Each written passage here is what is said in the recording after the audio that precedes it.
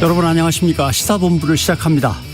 오늘 시사본부 제1부 한입뉴스에서는 취임 1주년을 맞는 대통령실, 그리고 여야 정치권, 그리고 한일 관계에서 핵심인 후쿠시마 원전수에 대한 시찰단 등등의 이슈를 살펴보겠습니다. 2부에서는 역시 윤석열 대통령 취임 1주년을 맞아서 보수의 품격 시간을 별도로 마련했습니다. 심평 변호사가 출연합니다. 함께 1년을 돌아보겠습니다. 그리고 2부 사건본부가 있는데, 사건본부에서는 지난달 강남에서 10대 청소년이 SNS 라이브 방송을 켜둔 채 투신한 사건이 있었습니다. 어린이날에도 10대 학생들의 자살 미수 사건이 있었죠. 이 배경에 우울증 갤러리가 있다고 하는데 사건본부에서 자세히 알아보도록 하겠습니다. 5월 10일 시사본부 지금 출발합니다. 네, 저는 최영일 평론가 대신 잠깐 진행을 맡고 있는 변상욱 기자입니다. 일부의 디저트송 신청 기다리고 있습니다. 문자 샵 9730으로 자유롭게 보내주십시오. 샵 9730, 짧은 문자 50원, 긴 문자 100원입니다. 선정되신 분은 치킨 쿠폰 물론 보내드리고요. KBS 1라디오 모든 프로그램이 유튜브에서 함께 하실 수 있습니다. 실시간 방송 보시고 다양한 분야의 명품 콘텐츠들도 즐겨보시기 바랍니다. KBS 1라디오 채널 구독과 좋아요, 댓글 많이 부탁드리겠습니다.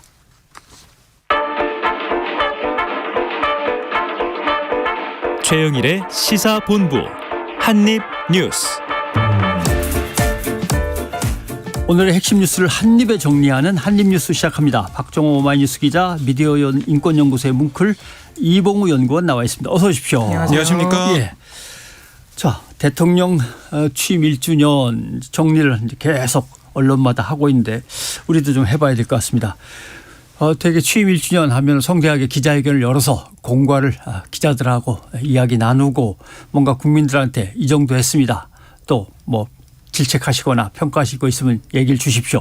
뭐 이런 식의 국민과의 대화도 하고 이런 게 있는데, 각 부처에서는 열심히 취임 1주년에 대한 어떤 성과를 발표하는 것 같아요. 네. 네. 우선은 오늘 윤석열 대통령 취임 1주년이 되는 날이라서 예. 아마 지금 이 시각에는 국무위원들과 또 여당 지도부와 함께 오찬을 하고 있는 걸로 지금 알려지고 있는 상황이고요. 이에 앞서서 윤 대통령이 대통령실 참모들과 국무위원 또 국민의힘 지도부 등과 함께 서울 국립현충원에 참배를 했습니다. 예. 이 동작동 현충원에서 순국선열과 호국영령의 헌화 분양하면서 차분하게 취임 1주년을 맞았다라고 대통령실은 전하고 있는데요. 윤 대통령이 방명록에 이렇게 썼습니다. 위대한 국민과 함께 자유와 혁신의 나라, 세계 평화 번영에 책임 있게 기여하는 나라를 만들겠습니다 라고 적었는데요. 이 방명록에 쓰여진 이런 메시지처럼 지난 1년 윤석열 정부는 외교 안보 분야, 또 경제 분야, 또 사회 분야, 각 분야에서 뭐 지난 정부 아니면 그동안 해결되지 못했던 그런 과제들을 해결해 왔다라는 것을 강조하고 있는 모습입니다. 예. 그러니까 지금 보면 이 국무총리실이 지난 3일에 내놨던 국정과제 30대 핵심 성과 자료집, 이걸 보니까 자유민주주의와 시장경제를 바로 세운 데 전념해 왔고 의미 있는 성과, 이걸로 평가를 하면서 법치주의와 회계 투명성 같은 노동개혁, 또 민간 중심 경제 전환, 부동산 정상화, 또 세계 6위 수출 대국 달성, 강제징용 대승적 해법, 한일관계 복원, 이런 성과를 쭉 정리를 해놨더라고요. 그리고 유튜브 채널 같은 경우는 윤석열 TV를 통해서 안보, 공정, 국익, 미래, 국격 이런 5개 주제 영상으로 대통령의 공약과 그 이행 과정 1년 행보를 정리를 했습니다. 여기다가 문화체육관광부 소속이죠. 한국정책방송, 여기가 이제 운영하는 KTV, 여기도 어제부터 나흘간 1주년 기념 특집 방송 청와대 개방 1년, 살아 숨쉬는 청와대, 이것과 또 윤석열 정부 출범 1년 특집 다큐멘터리, 이거를 방영하는 그런 일정이 나와 있습니다. 예. 그래서 다큐멘터리를 봤더니 1부가 자유, 그리고 공정, 2부가 나는 대한민국 1호 영업사원입니다. 이렇게 정해져 있던데요. 그러니까 오늘 취임 1주년을 맞은 기자회견이나 아니면 대국민 담화 이런 건 없지만 국무총리실을 통한 이 성과 발표나 자료 공유나 아니면 유튜브 영상, 그리고 KTV 영상 다큐멘터리를 통해서 국민들한테 1년 동안 이러이러한 성과가 있었다는 설명하는 그런 모습은 보이는 상황입니다. 예.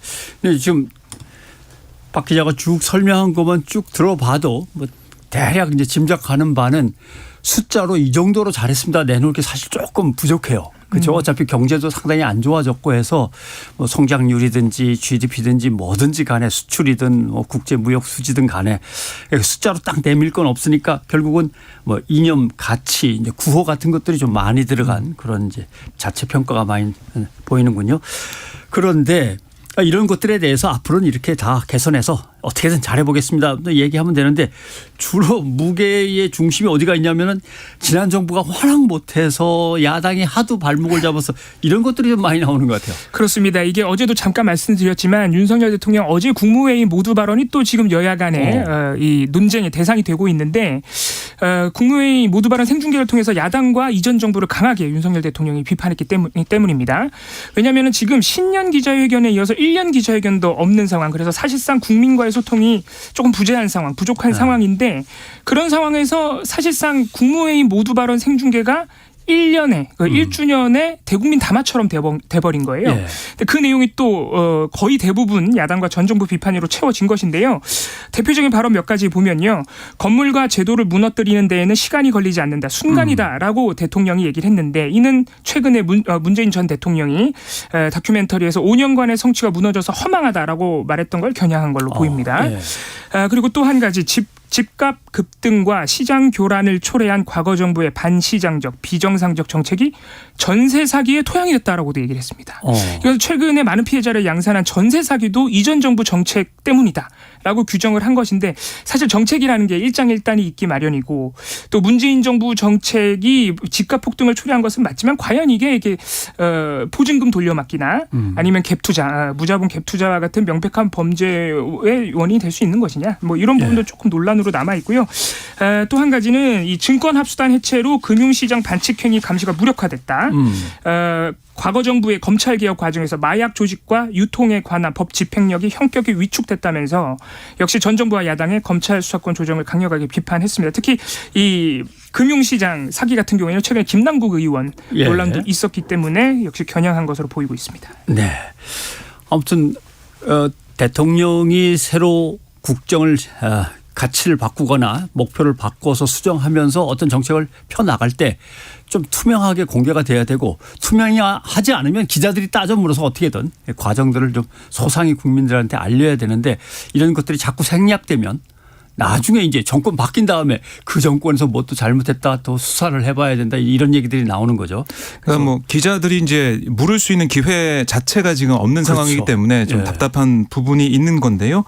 사실 윤 대통령이 당선 이후에 당선 직후였던 지난해 3월 20일 기자들과 깜짝 티타임을 자청한 적이 있습니다. 어떤 얘기를 했었냐면 이 기자실에 자주 갔던 분이 역대 대통령 중에 김대중 노무현 대통령 두 분인데 5년 임기 동안 100회 이상 가셨다. 저도 가급적 우리 기자분들을 자주 뵙겠다. 또 취임하면 제가 바로 나를 잡아서 군내 식당에서 김치찌개를 양을 많이 끓여서 같이 한번 먹자. 이렇게도 얘기를 했었거든요. 그리고 계속해서 기자들 관련된 얘기 뭐 후보 시절에도 한 토론에서 어떤 얘기를 했었냐면 대통령은 언론에 자주 나와서 기자들로부터 귀찮지만 자주 질문을 받아야 되고 솔직하게 답을 해야 된다고 생각한다. 대통령이 취임하면 아마 특별한 일이 없으면 주 1회 정도씩은 기자들과 기탄 없이 만나도록 하겠다. 이렇게 얘기를 했는데 물론 용산 시대 개막 이후에 도어 스태핑을 통해서 국민들의 관심을 받아왔습니다. 근데 지난해 11월 그게 중단돼 있는 상황이고 언제 재개될지 모르겠고 들어오면서 도어 스태핑 하면서 카메라 플래시를 받았던 그곳은 가림막에 젖어 있어요. 그래서 그 가림막이 결국에는 국민과의 소통을 가로막는 물리적인 장벽처럼 돼버린 느낌도 있는 것이고요. 그리고 이 기자들 사이에서 어떤 얘기를 하고 있냐면 아니 외신하고는 이렇게 인터뷰를 많이 하는데 왜 우리하고는 인터뷰나 아니면은 이런 기자에겐 일문일답이 없는 거냐 이런 자주 섞인 얘기 또 하고 있거든요.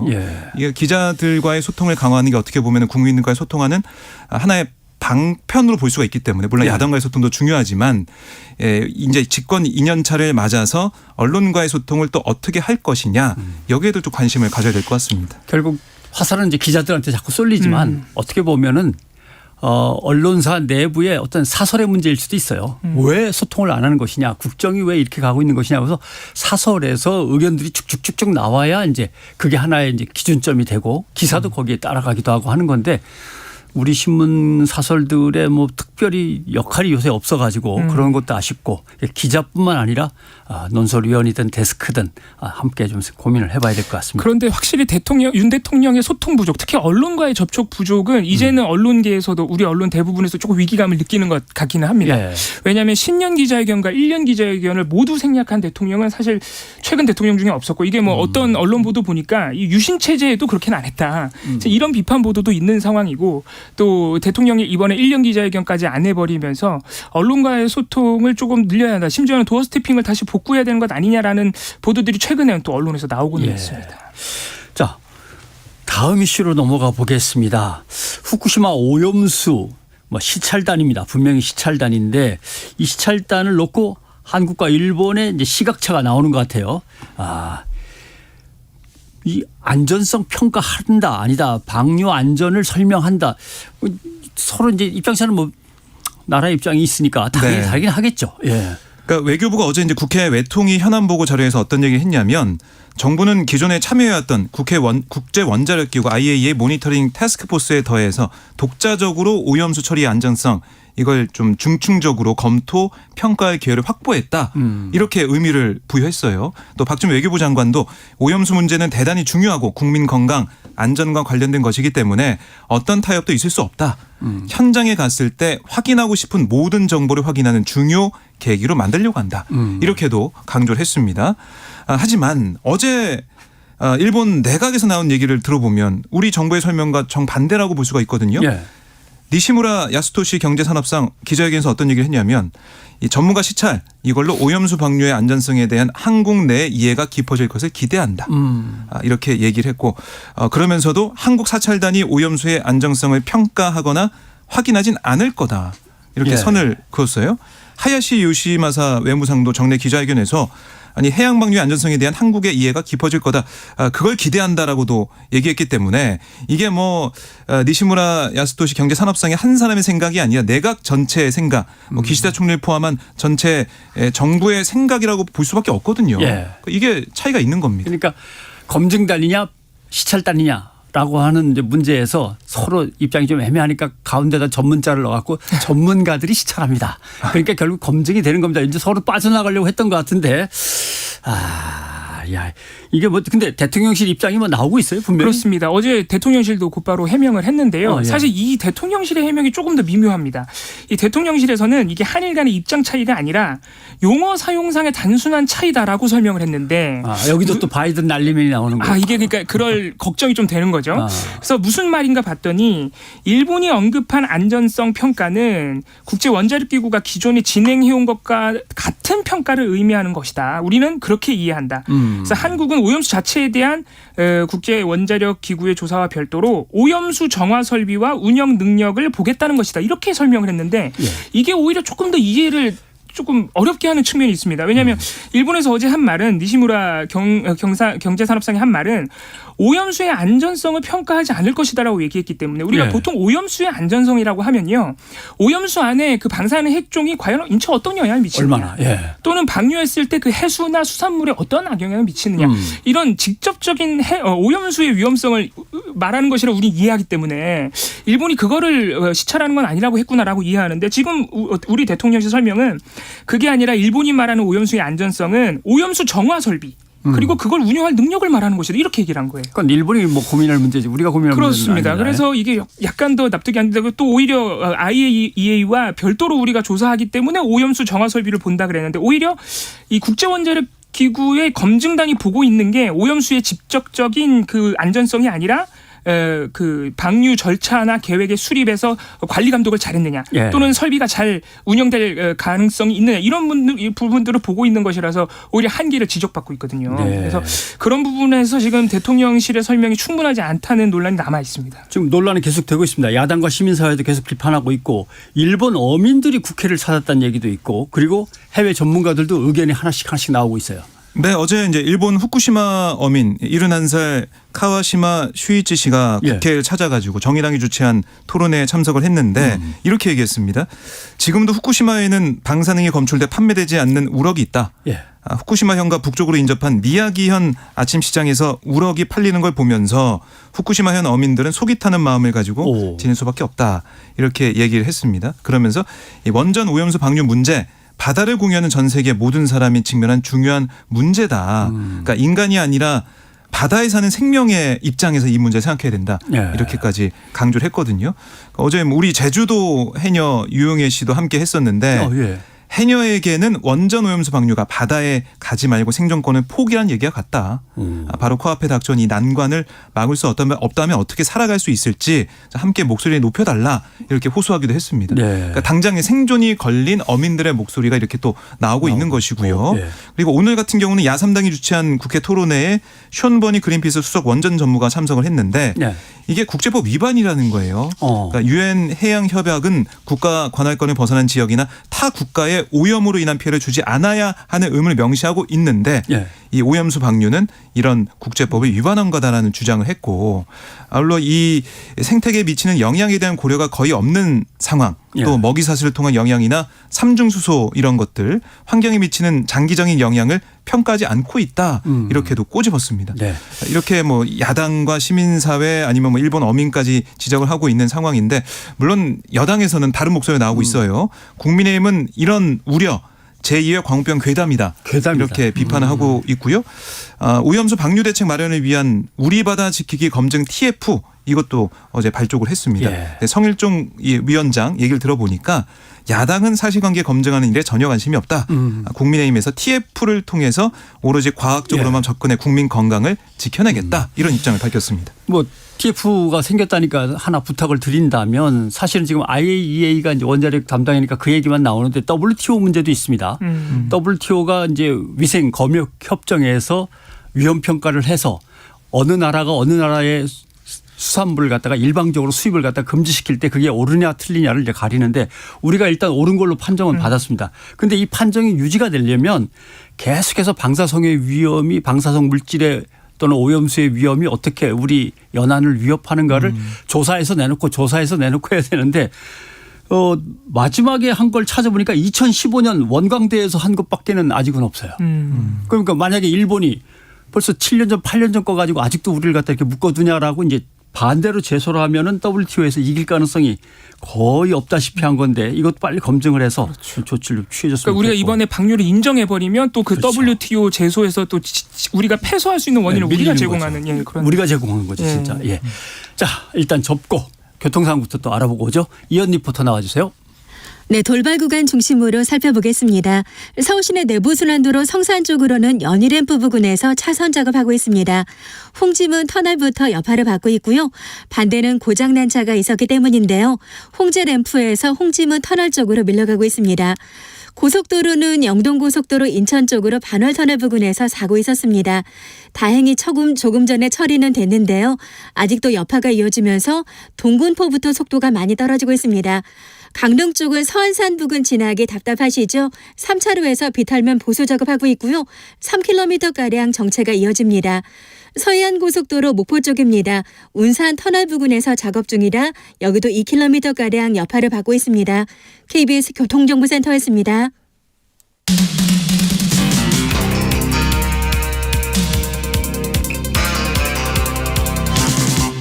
최영일의 시사본부.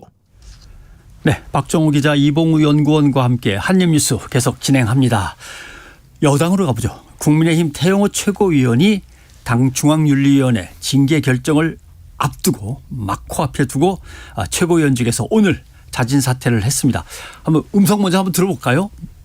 이번에 전당대회에 출마해서 지난 2달 동안 새로운 당 지도부 구성원으로서 정말 당 지도부의 성공을 위해서 그 무엇인가 해보려고 제 나름대로 노력했지만은 본의 아니게 당 지도부에 계속 누만 끼쳐들여서 저는 오늘 윤석열 대통령 취임 1주년을 맞추면서 저는 당에 또 대통령과 또 우리 정부에 또 우리 국민의힘 당원 동지들께 저는 누를 끼쳐드리면 안 되겠다. 오늘 제가 사퇴하는 길만이 현 시점에서 기대에 맞는 일이라고 판단하고 오늘 아침 결정. 예. 이제 관심은 어차피 사퇴할 것 같기도 해라고 이제 네. 예측을 했지만 사퇴를 한 어떻게 보면 대가로 징계 수위가 얼마나 낮아질 건가 이게 이제 제일 궁금한 일 중에 하나입니다. 네. 그러니까 황정근 윤리위원장이 지난 8일 윤리위 이후에 브리핑에서 어떤 얘기를 했냐면 정치적 해법이 등장한다면 거기에 따른 징계 수위 여러분이 예상하는 바와 같을 거다라고 기자들한테 얘기를 했거든요. 그러니까 결국 자진사퇴 결정이 징계수에 영향을 미칠 수 있음을 시사를 한 셈이죠. 예. 그 이후에 이제 오늘 아침에 태영호 최고위원이 물러났기 때문에 어떻게 보면은 징계 이 수위도 낮아질 거다라는 예상을 네. 당연히 해볼 수가 있는 것이고요. 태영호 최고위원이 지난 8일 윤리 소명 절차가 있던 날만 해도 기자들에게 어떤 얘기를 했냐면 아니 최고위원 사퇴할 생각이면 윤리위에 오기 전에 박혔을 거다. 사퇴 의사가 없다고 분명히 얘기했어요.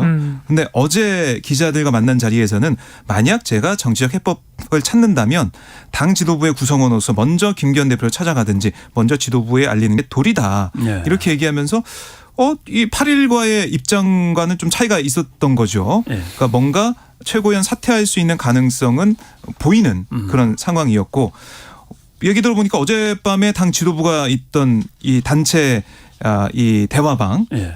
이 채팅방에서 퇴장을 했다고 하더라고요.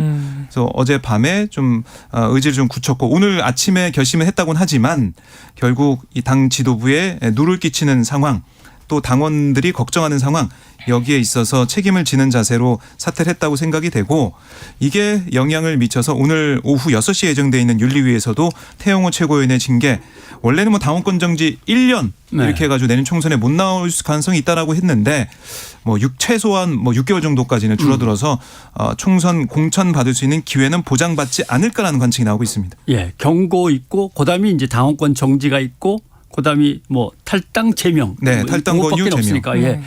정지가 이제 몇 개 올라오느냐 이제 그게 문제일 것 같군요.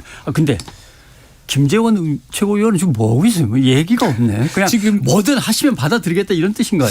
일단 김재원 최고위원은 사퇴에 대해서는 어제도 들은 바 없는 이야기라고 언론에 선을 그은 바가 있습니다. 그리고 오늘은 지금 언론을 포함한 외부 접촉을 꺼리고 있는 상황 지금까지는. 예. 그래서 지금 좀 여론과 당내 분위기 살피는 것 같고요. 징계 수위가 어느 정도 나올지 결과를 지켜보려는 건 아닌가 생각이 듭니다. 사실 이 김재원 최고위원에 대해서는 당내에서 더 높은 수준의 징계가 나와야 된다는 얘기도 있습니다. 예를 들어서 홍준표 시장 같은 경우에 오늘 만약에 김재원 최고위원이 당원권 1년 정지 이상의 징계를 받으면 이게 최고위원 사고 상태가 되는데 그러면은 후임을 뽑지도 못하고 기다려야 되는데 이 김재원 최고위원이 최다 득표를 받은 수석 최고위원이기 때문에 이 당 지도부의 대표적인 사람이 오랜 기간 사고 상태로 두는 게 맞느냐. 그래서 홍준표 시장 같은 경우에는 탈당 권유로 사실상 물러나게 해야 한다라는 좀 강경한 요구를 하기도 했습니다. 예. 좀 애매한데 김재원 최고위원은 또 전광훈 목사하고 연결돼서 사실 당에 어떻게 데미지를 입힌 걸로 보면 태영호 의원보다 더 할 수도 있고. 네, 그런 그럴 건데. 수 있는데 지금 얘기가 나오는 걸 보면 김재원 최고위원은 굉장히 좀 억울해한다고 하더라고요. 그러니까 4.3 유족단체, 5.18 유족단체 사과도 하고 다 했고. 진정성 있는 모습을 보이면서 자수까지 했는데 이걸 왜 반영 안 해주냐 이런 얘기고 또 들리는 얘기에 의하면은 김재원 최고위원은 이 지도부 이 단체 대화방에 계속 남아 있다고 합니다. 그만큼 최고위원직을 좀 지키려는 생각이 강한 게 아니냐 이렇게 볼 수가 있겠습니다. 사실 최고위원직을 놓으면 자기는 정치권에서 진짜 완전히 옆으로 물러나게 되는 거죠. 현직 의원도 아니기 때문에. 그렇습니다. 예, 그런 게 있군요.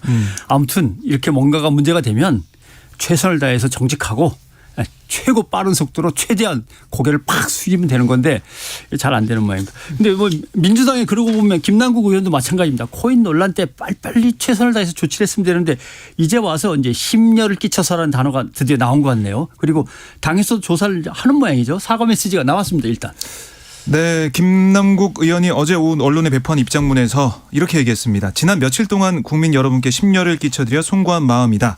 민생 위기 속에 공직자로서 국민 눈높이에 맞는 모습을 보여드리지 못했다. 진심으로 사과드린다라고 얘기를 했고 앵커가 지적하신 것처럼 더 일찍 사과했어야 하느냐 이런 여론이 있지 않습니까? 예. 거기에 대해 김남국 의원이 국민들께 더 일찍 사과드렸어야 했는데 억울한 마음에 소명에만 집중하다 보니까 책임 있는 자세를 보이지 못했다. 이렇게도 설명을 했습니다.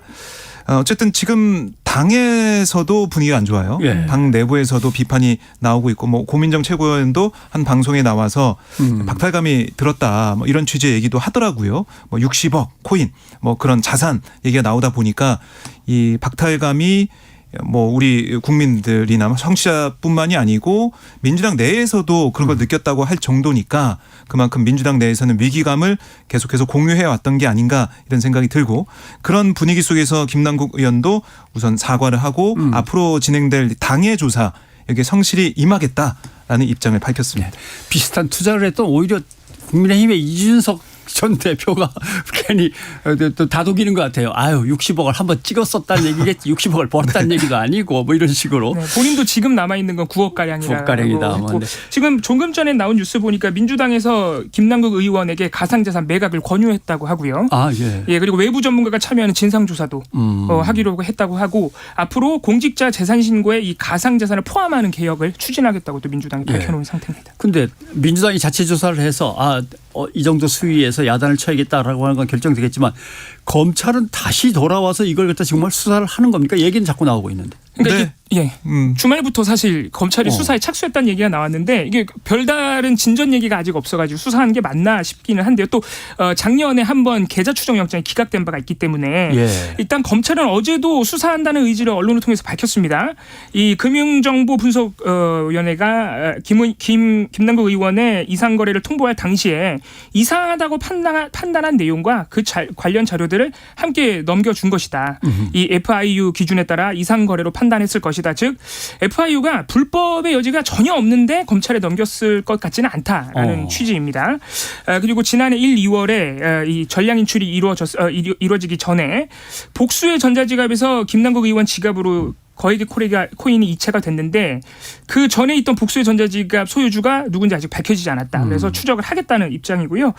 구체적인 자금 흐름들도 영장 기각으로 다 보지 못한 상태이기 때문에 세세히 봐야 될 필요가 있다라고 검찰은 의지를 밝히고 있습니다. 그리고 또 어제 잠깐 말씀드렸던 그 2021년 말에 보면은 그 예금 재산 공개된 게 11억 가량으로 1년 전보다 9억이나 늘어났는데 이게 만약에 가상자산을 그대로 투자를 했다면 없어야 될 돈인데 예금에 이게 설명이 안 된다는 논란도 사실 아직 남아 있어요. 김남국 의원이 이 보증금을 위해서 전세 보증금을 위해서 가상자산에서 일부를 예치해 놓은 것이라고 밝히기는 했는데 그 전에는 현금 인출이 없었다고 밝힌 부분도 있고 해서 약간 아직도 논란이 남아 있는 상태입니다. 여기서 일로 가고 이쪽 게 일로 가고 해서 다 맞췄는데 갑자기 이제 중간에 설명이 확실하지 않은 9억. 그러니까 이제 그 부분에 대한 얘기군요. 근데 결국에는 이제 김남국 의원 관련된 의혹에 대해서 당내 조사도 하고 검찰 수사도 있고 결국 진상이 나올 것 같은데요. 근데 진상과 별개로 좀 민주당 내에서 지적하는 부분은 이 의혹 관련된 이 정보를 어떻게 언론이 알았겠느냐.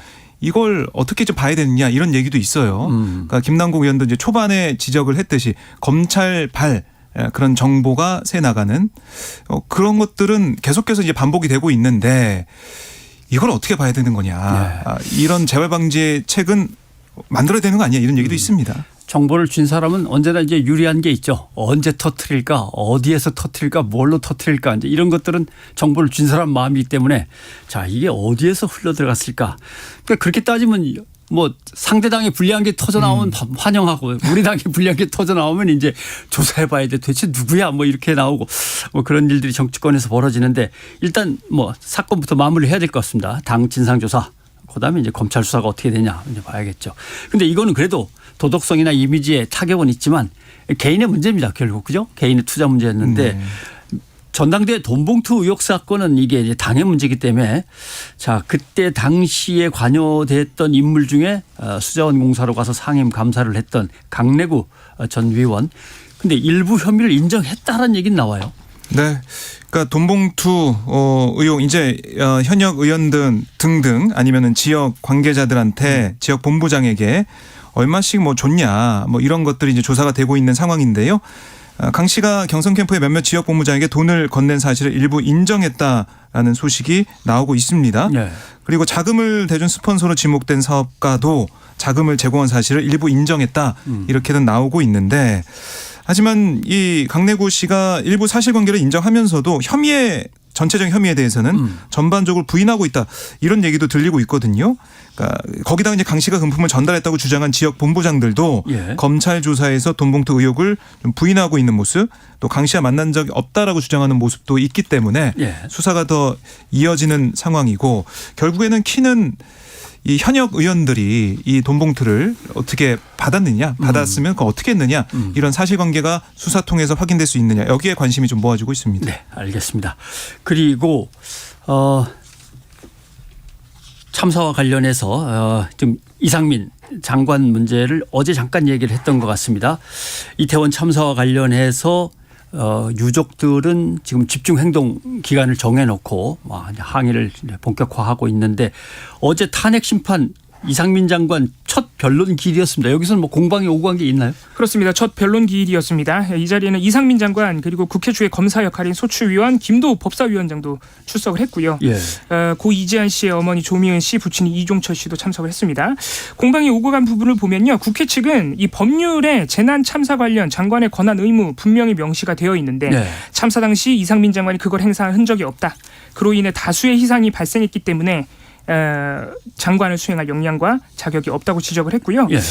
이 소추안을 제기를 할 때 국회 측이 담았던 이유들을 보면 재난안전법 그리고 헌법상의 참사를 사전에 예방하기 위해 계획을 수립하고 예방 조치를 하고 재난안전통신망을 구축할 의무가 장관에게 있는데 이행하지 않았다. 또 참사 후에도 사고수습본부 즉각 설치 등 다양한 의무가 명시가 되어 있는데 위반했다고 지적을 한 바 있습니다. 예. 일단 이상민 장관 측은 이에 대해서 어제 부인을 했습니다. 일단 법에 기본적으로 장관의 직접적인 재난 관련 의무는 직접적인 것은 없다는 입장이고요. 어제 변론에서 보면은 이 이상민 장관 측 윤용섭 변호사가 좌중에게 참사를 예측한 사람이 여기 있느냐라고 물어본 뒤에 저는 없었을 것이라 생각한다. 현장에 있던 경찰관도 압사 사고가 날 것이라고 제대로 인식하지 못했다. 그런데 장관이 그런 사실을 알고 미리 준비하지 않았으니 장관직에서 파면당한다는 것이 온당한 주장이 있느냐라고 항변을 했는데 사실 이 부분은 저희가 어제 전해드린 뉴스 중에 용산서 상황실장 팀장 그리고 이임재 용산서장까지 이미 헬로윈 당일이 되면은 굉장히 인파가 많이 몰려서 교통통제를 해야 된다는 그렇죠. 논의까지 했다는 증언이 나온 바가 있습니다. 예. 아무튼 유족들은 뭐 하루하루가 좀 지옥 같은 나날들을 아직도 보내고 계실 텐데 정말 잘못한 게 있다면 뭐 명확하게 밝혀지도록 조사를 해봐야 될 문제입니다. 자, 오늘 여기까지 하겠습니다. 두 분 수고하셨습니다. 자, 오늘의 디저트송은 3033님 세상이 혼란스러울 때 순리대로가 답이겠죠. 디저트송으로 비틀즈의 레디비를 신청하셨습니다. 네, 모바일 쿠폰 보내드리고요. 디저트송 듣고 저는 2부에서 다시 뵙겠습니다. 두 분 수고하셨습니다. 고맙습니다. 감사합니다.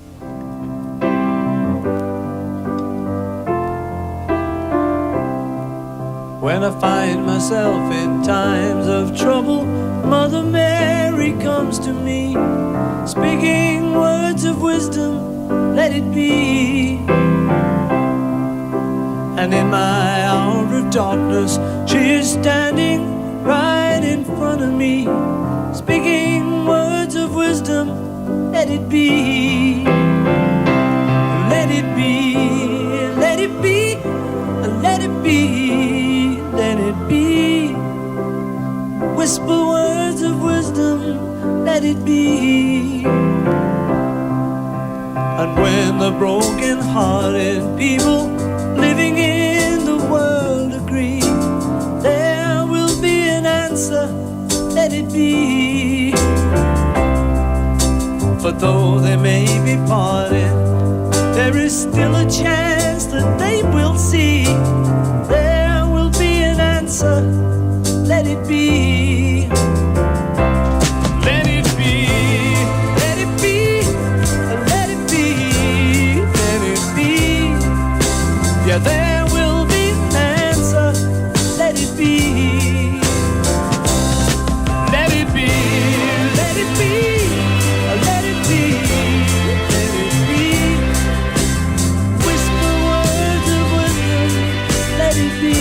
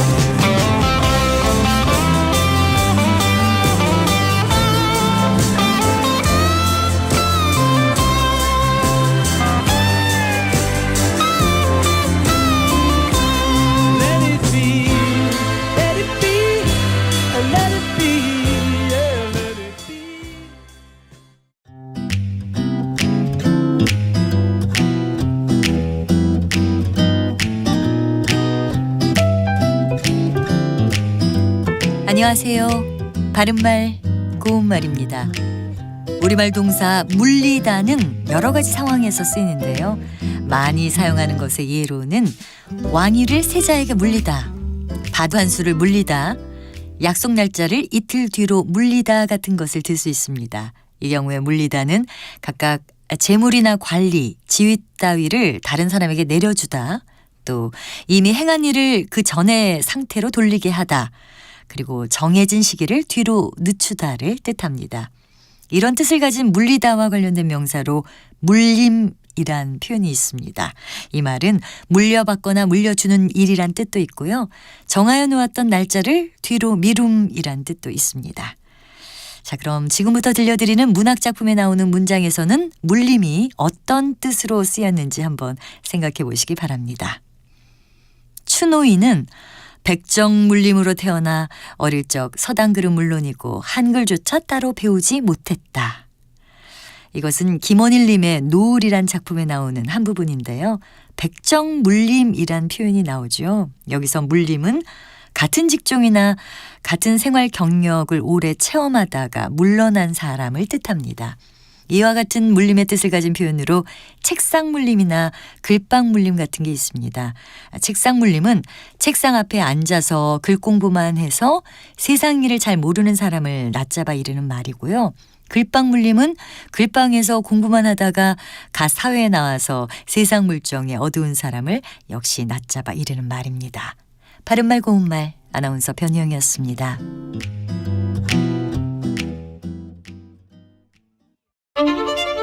토론은 치열해도 판단은 냉정하게. 복잡한 세상을 바꾸는 첫걸음은 의외로 단순할지도 모릅니다.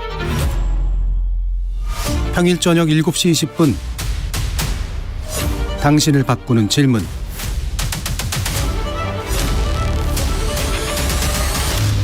KBS 열린 토론.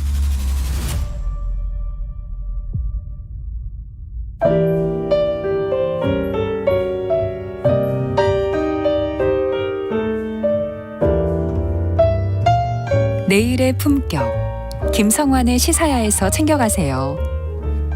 하루를 마무리하는 시간 꺼내보는 당신의 지식 창고. KBS 일라디오 김성환의 시사야. 평일 밤 10시 5분 여러분을 찾아갑니다.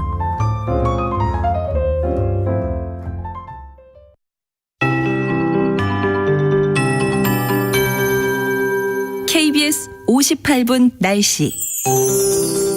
오늘 대부분 지역이 25도 안팎까지 올라 좀 덥게 느껴지겠습니다. 아침에 10.7도로 쌀쌀했던 서울은 한낮에 26도 안팎으로 어제보다 2도 정도 높겠고요. 대전 25도, 광주, 대구 26도, 강릉, 부산 24도, 제주 22도 등 동해안과 경상권의 낮더위는 어제보단 덜하겠습니다. 하늘에 가끔 구름 많은 가운데 낮 동안 활동하실 땐 강한 자외선에 주의가 필요합니다. 특히 동쪽 지역과 전라권, 제주도의 자외선 지수가 매우 높은 단계를 보이겠고요.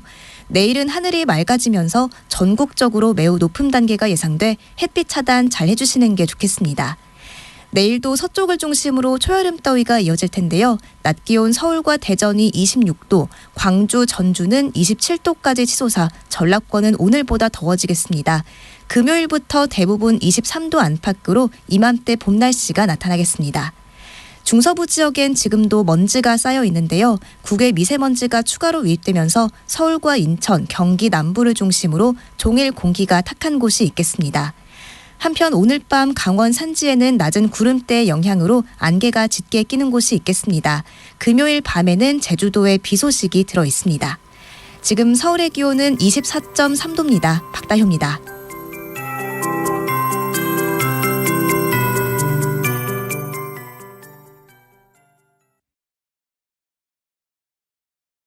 정성을 다하는 국민의 방송 KBS가 한시를 알려드립니다. AM 711kHz, FM 97.3MHz, KBS 일라디오입니다. HLKA.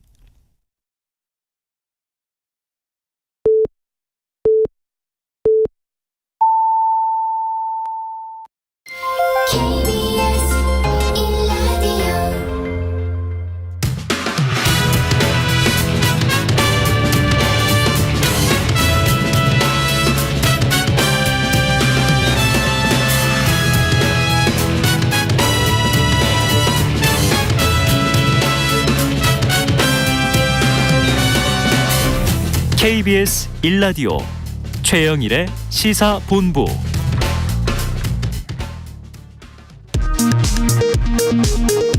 이 시각 라디오 정보센터 뉴스입니다.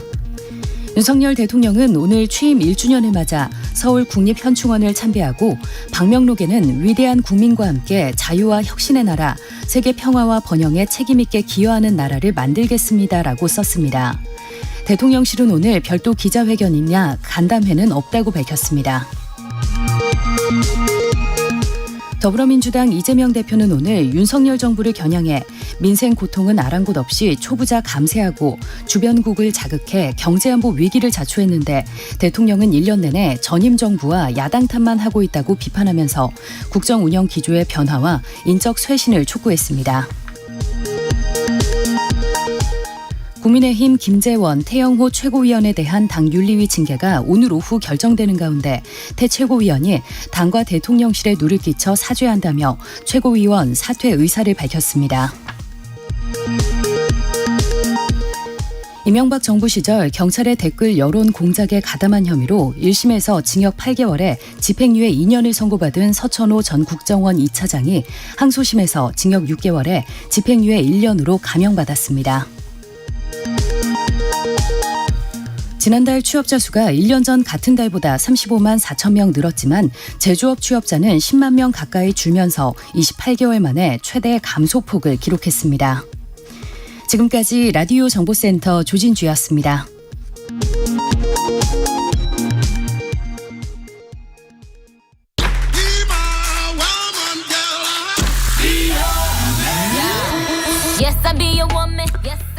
네, 인터넷에서 화제가 된 뉴스를 다뤄보는 스트릿 뉴스 파이터로 2부를 시작합니다. 조현정 시사평론가 나와 있습니다. 어서 오십시오. 네, 안녕하세요. 제일 세부적인 내용이 궁금했던 것은 네. 지하로 땅굴을 팠다. 북한의 침투인가 그게 아니고 네. 땅을 파서 기름을 몰래 빼내려고 했다는 거죠, 지금? 네. 예. 우리나라에서. 그게 충청부터 청주입니다. 네. 요게 그러니까 한 모텔이 있어요. 예. 그 모텔을 아예 통째로 임대를 한 거예요. 오. 월세 450만 원을 주고 여기 이 모텔 빌려서 우리가 영업을 해볼 테니까 좀 빌려달라. 이렇게 통째로 내주게 된 거죠. 근데 이 모텔의 지하실로 들어가서 벽을 보면은 예. 이제 가로 세로 각각 80cm 정도의 예. 그 폭이 있는 그 땅굴이 시작이 되는 거예요. 그 길이도 한 10m 이렇게 길게 이어지는데 예. 그럼 이 10m 지나면 어디에 도착하느냐? 바로 송유관으로. 근처에 있는 송유관까지 접근해서 거기서 기름을 빼내려고 한 일당이 적발됐습니다.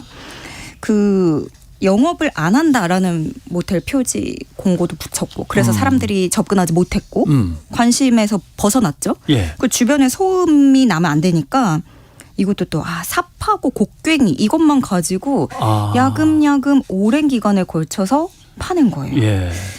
일당 8명입니다. 근데 여기 역할 분담도 되게 잘 돼 있어서 자금책 있고요. 예. 작업 반장 있고요. 이런 식으로 나눠져 있고요. 그중에 한 명은 전직 대한송유관공사 직원이었습니다. 그렇죠. 그래야 그 지하의 어떤 네. 위치나 설계 같은 걸 알 수 있으니까. 네. 이 사람이 도면을 다 제공하고 그런 위치를 파악을 한 건데 근데 이 사람이 퇴사를 하게 된 이유도 비슷한 범죄 때문이었어요. 저런. 예, 동종 전과로 복역까지 하고 지난해 5월에 출소를 하고 이런 일을 벌인 겁니다. 그래서 이들은 이렇게 파면서 송유관까지 얼마나 남았는가 탐측기도 이용을 하면서 그렇게 체계적으로 준비를 한 거예요. 그래서 좀 빼내서 좀 팔아 벌었어요? 그렇게 원했던 기름은 단 한 방울도 얻지 못했습니다. 왜냐하면은 정말 송유관 30cm 정도 앞두고 예. 경찰한테 붙잡힌 거죠. 그 경찰은 첩보를 받아가지고 찾아냈는데 이게 근데 절도도 절도인데 예. 땅굴이 위치한 곳이 국도가 지나는 도로변이었던 거예요. 호호. 그래서 이게 왕복 4차로에다가 하루 평균 6만 6천여 대 차량이 오가는 곳인데 예. 여기를 이렇게 파내면 자칫 큰일 날 수 있는 거잖아요. 네. 붕괴 위험까지도 있었던 건데 8명 중 4명이 구속됐고 나머지는 불구속 입건 처리됐습니다. 이 범행 장소는 원상 복구한 뒤에 안전점검까지 마쳤다는 소식입니다. 예, 이 기름은 단단히 보관해야 되는데 그걸 막 빼내는 과정에서 잘못하면 터진다거나 네. 그러면 큰일 날 일인데 이 사람들 참 아이고야. 아무튼 안전점검을 무사히 마쳤습니다. 예. 그리고 경북 경주 사건도 있습니다. 어촌마을에서 60대 개주가 수십억 원대의 갯돈을 들고 잠적했다. 벌써 나라를 뜬 거 아니냐 이런 얘기도 나오고요. 네, 베트남에 있는 것으로 확인이 됐다고 하는데요. 이 경주시 간포읍의 한 어촌마을입니다. 주민 A 씨가 개를 운영하던 중에 갑자기 사라졌는데 이 개가 굉장히 오래 이어져 왔던 거예요. 한 20여 년 전부터 매달 100만 원에서 200만 원 붙는 식으로 해서 한 명당 뭐 수천만 원 넣으신 분도 있지만 수억 원을 넣으신 분도 계시고 이렇게 피해를 본 게 지금 고소한 사람만 40여 명이고 피해 금액은 40억 원에 달합니다. 이게 처음 보도될 때는 20억 원대다 뭐 이런 얘기가 있었는데 점점 늘어나고 있고 여기서 또 추가로 신고를 하면 피해 금액은 더 커지겠죠. 근데 이렇게 큰 돈을 맡기면서 한 사람당 4억 넣으신 분도 있는데 이렇게 큰 돈을 맡기면서 어떻게 의심 하나 없었냐 하는 분들도 계실 텐데요. A씨 부부가 모두가 그 마을에서 나고 자란 토박입니다. 60대인데 거기서 태어나서 자랐으면 정말 뭐 그냥 가족같이 지낸 거죠. 그래서 피해자 대부분하고 오랜 시간 친구 관계였고 금은방을 또 운영하고 있었고 그러니까 이게 마을에 금이라는 물건을 갖고 있는 가게를 운영하는 데다가 여기에 가게 있고 터전이 다 있는데 어디 도망가겠냐고 생각을. 사기를 치려고 생각하면 이자 같은 거는 그때그때 잘 주죠 또. 엄청 잘 줬어요. 그 고금리로 해가지고 예를 들어서 피해자 한 분은 15개월 동안 2,600만 원을 부으면 3천만 원 받는 식으로 별 문제 없이 3번이나 이런 식으로 갯돈을 탄 거예요. 네. 그러니까 다음에 또 넣어야지 이렇게 되는 건데 그런데 이제 일이 이렇게 되고 나니까 주민들 사이에서 아무래도 좀 작정하고 속이기 시작했다라는 얘기도 나오고 있습니다. 왜냐하면 언젠가부터 만기도 안 됐는데 신규 가입자들을 또 모집을 하고. 네.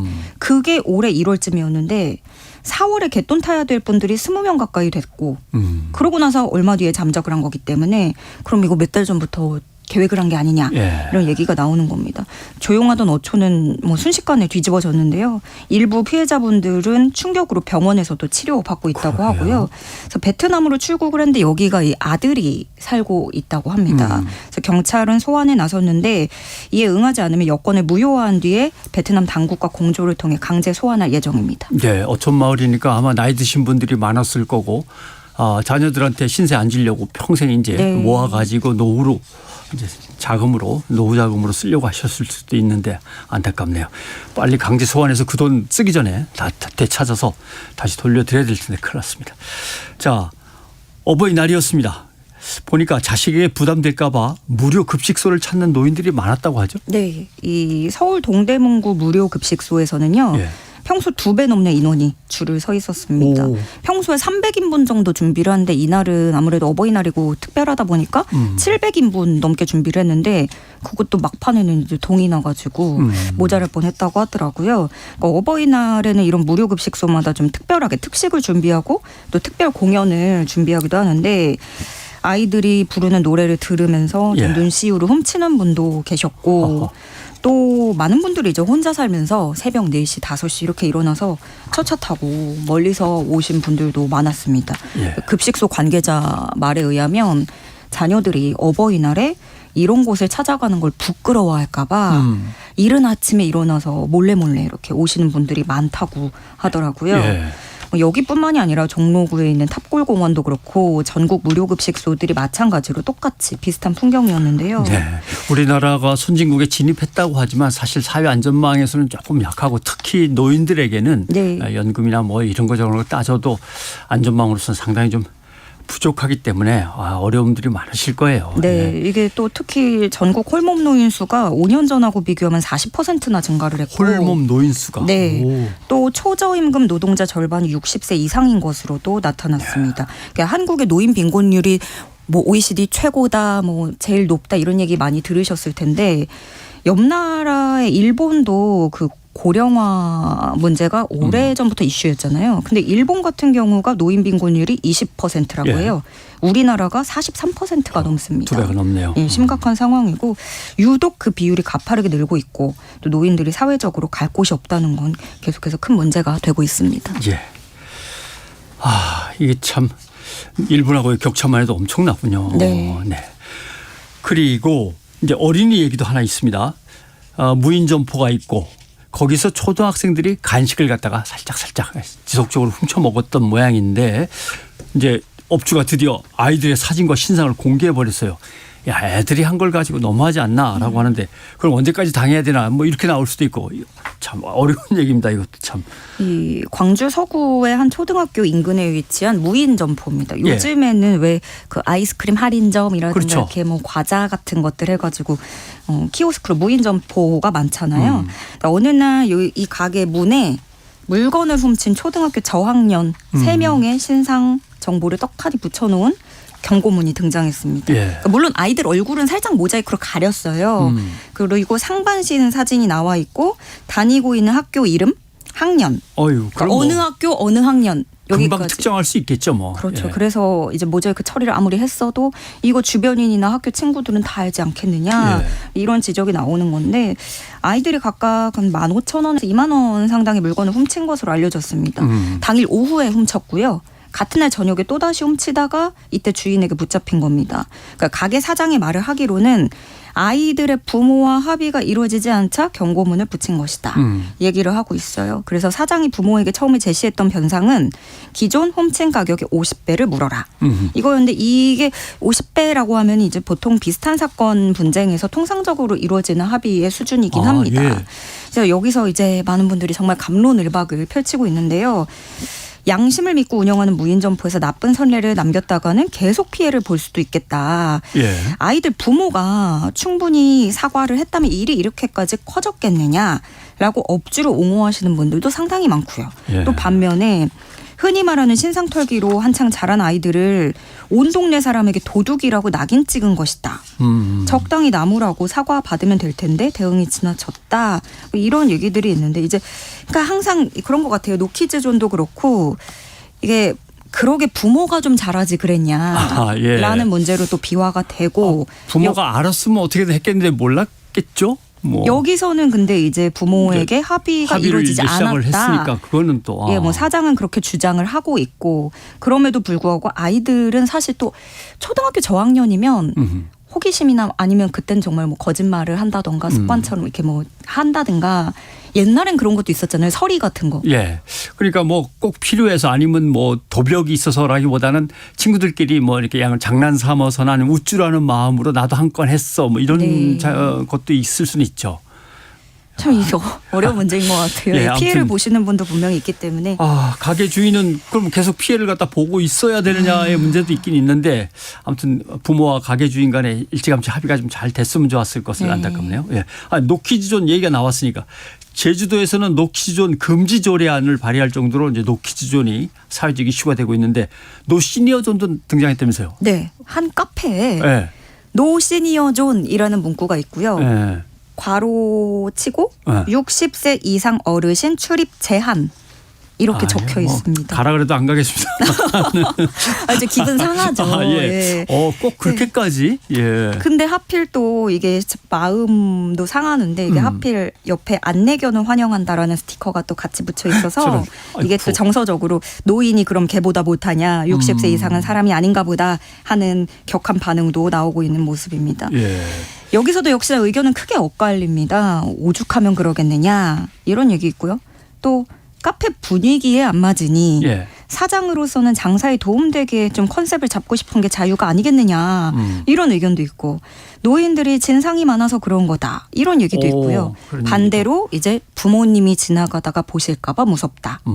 60대 이상이 뭘 그렇게 잘못했냐. 이렇게 억울함을 토로하는 의견도 있습니다. 이제 당장 그 어르신들이 제일 씁쓸하시겠죠. 그래서 70대 한 분은 세대 차이가 난다고 그러는 것 같다. 이렇게 좀 애써 이해하려는 모습과 더불어서 벌써 내가 그렇게 나이를 먹었나 싶다. 씁쓸해하셨고 또 80대 B 씨. 요즘엔 식당에 가도 노인을 반기지 않는 느낌을 많이 받아서 괜히 젊은 사람들 많이 있는 곳에 가면 눈치가 보인다. 이렇게도 얘기를 하십니다. 근데 이게 또 좀 많이 퍼졌어요. 이 내용이 기사로만 나온 게 아니라 80살 노부부가 SNS를 운영하고 계시는 분이 있는데 팔로워 수가 되게 많아요. 근데 이런 경험이 담긴 그림을 올린 거예요. 그리고 그 그림 내용은 노인 남성 4명이 카페에서 터덜터덜 걸어 나오는 그림입니다. 거부를 당한 거죠. 그래서 외국인들도 이걸 보고 믿을 수 없다. 미국으로 와라. 여기서 원하는 카페는 어디든 들어갈 수 있다. 이건 또 무슨 차별이냐. 매우 실망스럽다. 이런 반응들이 또 외국에서까지 나오고 있는데 그 노키즈존이 문제가 될 때 이미 얘기가 나왔던 거예요. 이러다가 너희가 나이 먹으면 노인 금지 당한다. 그때 어렸던 아이들이 사회적 이제 대세가 되면 거부당할 것이다. 이런 얘기가 나왔는데 생각보다 좀 빨리 등장을 한 것 같고 이게 참 사람마다 너무 이게 다른 걸 쉽게 분류화하는 경향이 있는 것 같습니다. 그렇죠. 모든 일이 차별과 배제 쪽으로 흘러가면 안 되죠. 그럼 뭐 15세에서 60세까지는 1등 국민이고 그 아래나 그 위는 뭐 2등 국민이고 뭐 이렇게 되는 것도 아닐 텐데 미국 같으면 60세, 65세건 간에 정년도 다 거의 다 없어진 상황인데 우리는 거꾸로 갖고 있습니다. 답답하네요. 예, 오늘 수고하셨습니다. 네, 고맙습니다. 고맙습니다.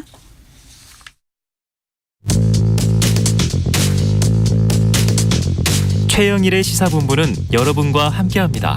짧은 문자 50원, 긴 문자 100원이 드는 샵 9730. 라디오 어플 콩과 유튜브는 무료로 참여하실 수 있습니다.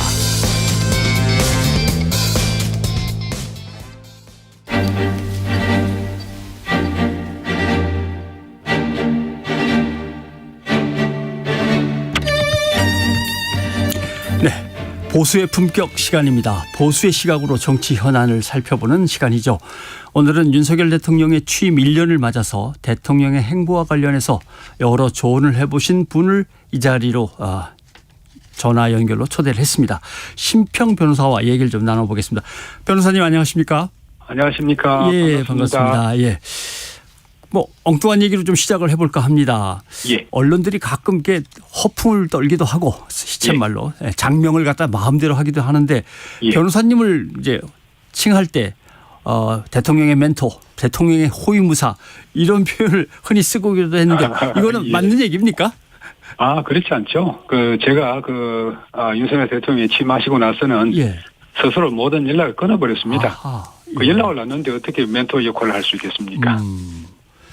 어떻게 보면 나름대로 일정의 역할을 하던 분이 이렇게 때가 되면 딱 물러나 주시는 것도 참 보기 좋은 모습이기는 한데 그래도 한 번도 연락을 안 하고 그냥 딱 끊어버리셨습니까? 그렇죠. 아이고, 예. 아니 그럼 있습니까? 대통령 주변 분들이 대통령을 어떻게 모시면 좋겠습니까라고 이렇게 혹시 자문을 구하는 연락 같은 건 옵니까? 그런 것은 뭐 한 번씩 말씀을 나누고 합니다. 예. 알겠습니다. 오늘로 이제 대통령이 취임 1년을 맞았습니다. 그 1년은 어떤 1년이었다. 한마디로 좀 총평을 짧게 해주신다면 어떻게 표현하시겠습니까? 저로서는 천신만고 네 글자를 표현하고 싶은데요. 취임하시고 나서 야당이 의회를 절대적으로 지배하고 있고 또 대선 불복이 처음부터 취임 초반부터 일어났죠. 또 그건 외부뿐만 아니라 내부에서도 그렇다 봅니다. 이준석 전 당대표나 유승민 의원 같은 분들은 처음부터 대선 결과를 인정하지 않았죠. 그리고 우크라이나 전쟁을 계기로 해서 세계 공급망이 교란되면서 큰 경제적 위기의 파고가 밀어닥쳤지 않습니까? 거기에다 설상가상으로 반도체 경기가 악화되고 한마디로 이런 첩첩산중을 헤치고 놓으시면서 천신만고의 이 어려움을 겪으셨다고 봅니다. 예. 그래서 대통령이 취임 1주년을 맞으시면서 내놓은 얘기들을 보면 외교에서는 한미 동맹을 복원했다. 근데 과연 완전히 깨졌던 적이 있는 걸까라는 문제도 있고 한일 관계를 어떻게든 빨리 정상화시키려고 속도를 냈던 거 등등도 있고 나름대로 이런 부분에서는 치적으로 얘기를 했는데 다른 부분 얘기를 할 때 지난 정부가 워낙 엉망으로 해놔서라는 얘기가 좀 많았습니다. 언제까지 지난 정부가 이렇게 탓을 할 거냐 이제 이런 비판도 나오긴 합니다만은. 윤석열 정부로 봐서는 전 정부가 남겨놓은 부의 유산의 영향이 워낙 크니까 아직 많이 남아 있으니까 그렇게 말씀을 하셨겠죠. 그중에 우리가 어떤 현실감적으로 와닿는 부분도 없지는 않죠. 특히 마약 범죄를 예로 들면은 황운하 의원이 문재인 정부 때 불과 5배밖에 늘지 않았다고 말씀을 했는데 이 완전히 망발입니다. 도대체 어떤 그런 인식을 할 수 있을까? 이런 인식 하에서 5년간이 운영되었다 왔다 그러면은 윤석열 정부로서는 당연히 이 불만을 가질 수밖에 없지요. 알겠습니다. 예. 그런데 그 중에 하나를 지적하신 것 중에 탈원전이 있는 것 같습니다. 예를 들면 어떤 분들은 대통령이 국정을 운영한 경험이 없이 정치권에 너무 갑자기 들어갔기 때문에 어려움이 많으실 거다. 그러면 관료들이 그동안 쭉 정책을 해왔으니까 잘 보필해야지라고 생각을 했는데 변호사님은 오히려 관료들이 새로운 대통령의 어떤 기조에 또는 이념과 철학에 제대로 발을 못 맞추면 좀 과감히 정리 좀 해라. 오히려 이러시는 것 같아요. 글쎄요. 그거는 우선 누구 쪽에 문제가 있냐고 생각을 한다 그러면 당연히 위쪽에 문제가 있는 거죠. 예. 제가 본다 그러면은 윤석열 정부가 어떤 노력해서 이룬 것도 많습니다만은 새 시대의 비전을 제시하는 데는 조금 미흡하지 않았나. 그래서 우선 공무원들도 마찬가지죠. 그분들 다 기본적으로 자기 직장이라는 외에도 이 나라의 발전을 위해서 여러 가지로 많은 헌신을 하시는 분들 아닙니까? 예. 그분들의 존경의 마음을 이끌어내야 할 의무가 윤석열 대통령과 대통령실에 우선 있다고 해야 되겠죠. 예. 공무원들이 너무 영혼 없이 복지부동하고 있는 거 아니냐는 비판도 있는데 변호사님 보시기에는 공무원들이 컨트롤이 잘 안 되는 거라고 보시는 겁니까? 저는 거기에 대해서는 잘 모르겠습니다만은 만약 그런 현상이 있다고 하면은 우선은 우리가 비판을 해야 될 것은 윤석열 정부 쪽이죠. 예. 야당 얘기도 좀 여쭤봐야 될 것 같습니다. 대통령이 야당에게 협조를 전혀 못 받고 있다고 보시는지 아니면 대통령이 소통을 더 해야 되는데 못하고 있다고 보시는데 어떻게 보십니까? 양자가 다 있는 것 같은데 윤석열 정부 입장에서 이야기를 하자면은 협치와 소통을 막는 요인이 야권에서도 많이 유발하지 않았습니까? 예. 취임 초반부터 대통령 퇴진을 요구하고 또 탄핵 추진의 대선 불복을 공공연히 행세를 하고 또 지금까지 많은 입법 독재를 해왔죠. 그런 상황에서 윤 대통령이 선뜻 협치의 손길을 내밀기는 쉽지는 않았을 겁니다. 예, 알겠습니다. 그런데 문제는 이제 대통령이 취임 1년을 맞았으니까 그동안에 대한 어떤 평가들이 하나씩 나오고 있는데 대통령 취임하실 때에는 한 40대 후반입니다. 근데 지금은 이제 30 중반 아니면 어떨 땐 30 초반 이렇게 자꾸 내려가니까 이렇게 30%에 계속 갇혀 있는 지가 꽤 됐기 때문에 지지율이 다시 올라가지 않는 것은 뭐 때문이라고 보십니까? 역시 아까 말씀드린 대로 윤석열 정부에 대한 비우호적 환경이 워낙 대내외적으로 억세게 작용을 하니까 지지율 상승이 잘 안 되고 있는 그런 가장 큰 원인이겠죠. 예. 그런데 이제 윤석열 정부의 지지율 변화 추이는 역대 다른 정부와 상당히 차이를 많이 보이고 있습니다. 예. 전에 김종인 선생을 만나서 얘기 들으니까 취임 100일이 지나서의 지지율이 전체 5년의 지지율 그의 어떤 바로미터가 된다고 말씀하시는데 지금은 윤석열 정부는 거기 그 이론에 따르지도 않는 것 같습니다. 지금은 그때보다 100일 때보다도 오히려 지지율이 조금씩 올라가고 있지 않습니까? 그래 이런 경향을 봐서 윤석열 정부가 앞으로 더 잘 해나가기를 기대하고 있습니다. 예. 국민의힘에서는 언론이 뭔가 비판적인 걸 조금만 내놔도 바로 가짜 뉴스라고 하거나 국민을 속이고 있다고 얘기를 해서 좀 난감할 때가 있습니다만 언론은 대통령한테 얼마나 협조하고 있다고 보십니까? 솔직히 말씀드려서 방송 분야에서의 언론 환경은 진보 쪽에 많이 유리한 것이 아닌가.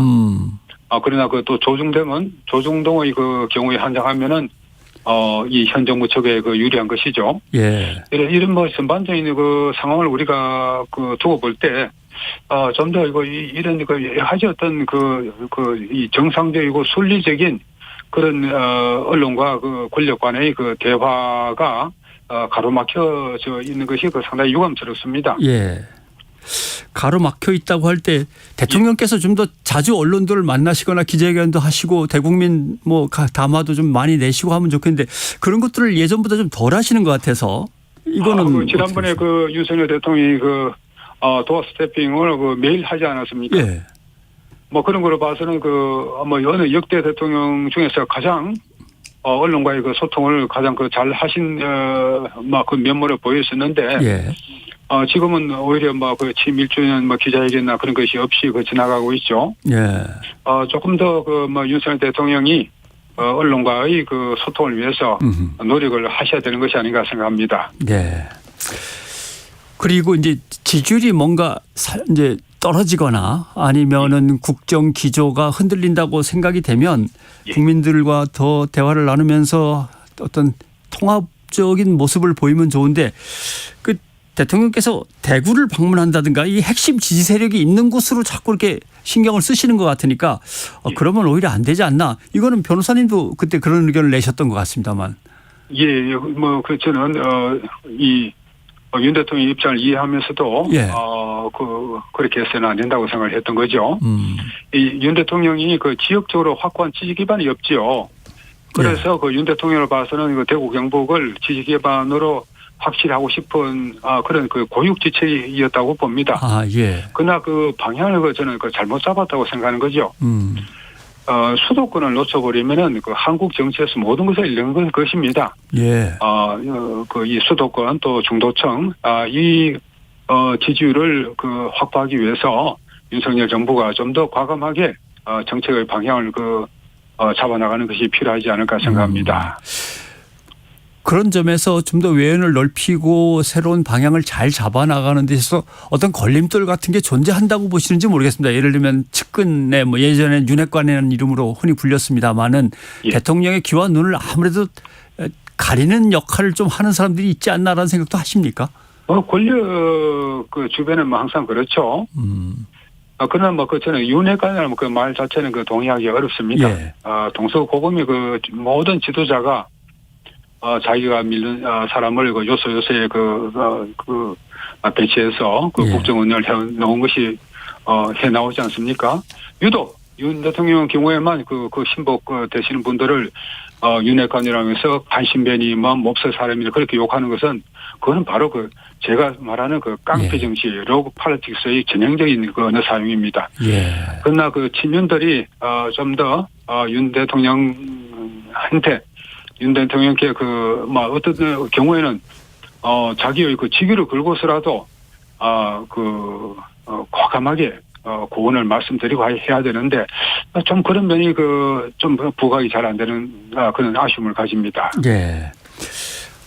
최근에 이제 여론조사들을 보면 대통령을 지지하는 지지층에서 잘한 것으로 뽑는 게 외교고 또는 중도나 반대 편에서 이제 다른 쪽을 지지하시는 분들은 외교가 제일 못됐다고 얘기를 하고 근데 대통령이 지금 한일 또는 한미 외교에 대해서는 변호사님 어떻게 평가하십니까? 그런데 말이죠. 제 생각이 중요한 것이 아니고 오늘 중앙일보하고 한국갤럽의 여론조사를 보면은 한미의 안보 협력 찬성이 무려 72.2% 나왔습니다. 호남에서도 50% 이상이 잘한 것으로 보거든요. 그래서 여기에 대한 비판적인 시각을 가진 분은 우리 사회에서 아주 작은 부분이라고 봐야 될 것입니다. 예. 근데 예를 들면 지금은 미중 관계나 미 러시아 관계가 안 좋습니다만은 이것이 어느 정도 해소된다면 중국 러시아가 그동안 우리한테 너무 서운했다고 어떤 반감과 반발이 있을 경우 이거 좀 어려울 텐데 지금은 그래도 균형을 어떻게든 좀 잡아가야 되는데라는 여론도 있습니다. 이 점은 어떻게 보십니까? 그 여론에 정부가 눈을 돌리고 좀 더 노력을 해야 되겠죠. 그러나 한 가지 말씀드리고 싶은 것은 지금까지 서울 주재 중국 대사가 참으로 교만 방자하게 행동을 해왔습니다. 이 사람이 매년 신년이 되면은 한국의 대기업의 회장들을 자기한테 인사하러 오게 조치를 했죠. 이 사람이 이게 잘 알려지지 않은 사실인데 제가 직접 대기업의 사장으로부터 들은 이야기입니다. 그 주한 대사가 자기 그 중국에 가면은 과장급에 불과하답니다. 예.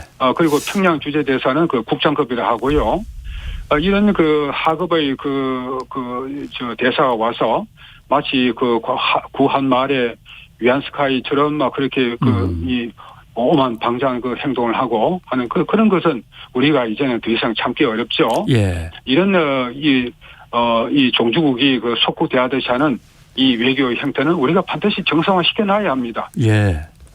그런 면에서 윤 정부가 단호하게 지금 그런 태도를 취하는 것은 일면 우리가 이유가 있다고 생각하는 거지요. 예.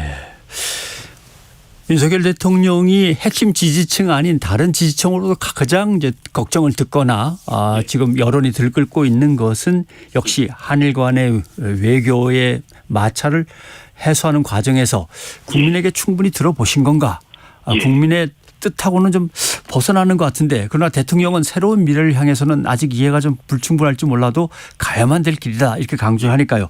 한일 관계가 이렇게 빨리 봉합돼도 괜찮겠습니까? 조금 빠른 감이 있죠.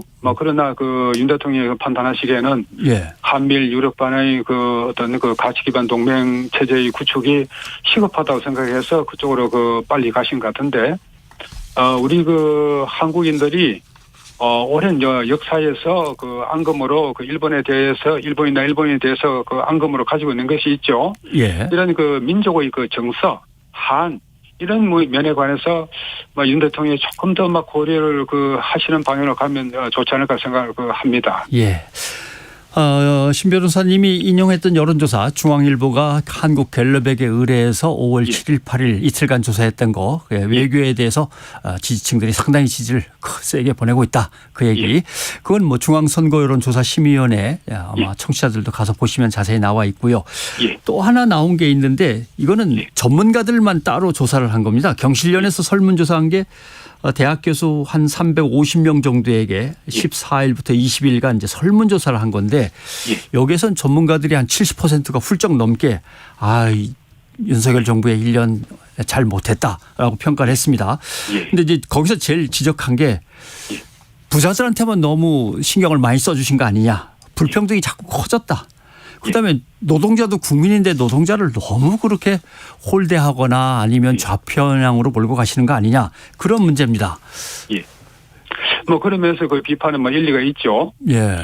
그러나 윤석열 정부가 문재인 정부 당시에 행해진 과도한 어떤 가신자에 대한 이 정서의 압력. 예. 거기서 탈피해서 좀 더 균형 잡힌 조세 정책을 취하고 또 개인의 이윤 추구 욕구를 더욱 부추기려고 하는 그런 의도에서 부자 감세로 보이는 조세 그런 강령도 해온 것이고 그러면서 이 과연 윤석열 정부의 조세 정책이 타당한가 그런가는 한해 글로벌한 차원에서 한번 살펴봐야 될 것입니다. 참고로 말씀드리면 중국에서는 아직까지도 상속세가 없습니다. 중국에서는 웬만한 대학 교수 정도 되면은 자기 아들한테 자식한테 베이징에 있는 고급 아파트 몇 채씩을 남겨주고 그렇게 합니다.